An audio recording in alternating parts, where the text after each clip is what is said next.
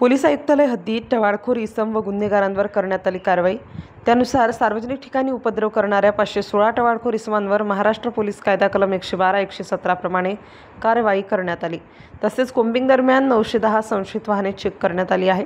तसेच सार्वजनिक ठिकाणी मद्यसेवन करणारे 22 इसमांविरुद्ध मुंबई दारूबंदी कायदा कलम 85(1) प्रमाणे कार्यवाही करण्यात आली आहे।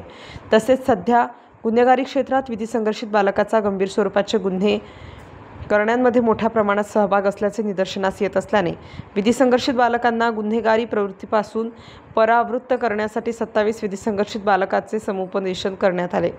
तसेच अवैधरित्या अग्निशस्त्र बाळगणाऱ्या 2 आरोपितांना ताब्यात घेऊन त्यांच्याकडून 30 अग्निशस्त्र व 1,000 रुपये किमतीचे जिवंत काडतूस असा मुद्देमाल जप्त करण्यात आलाय।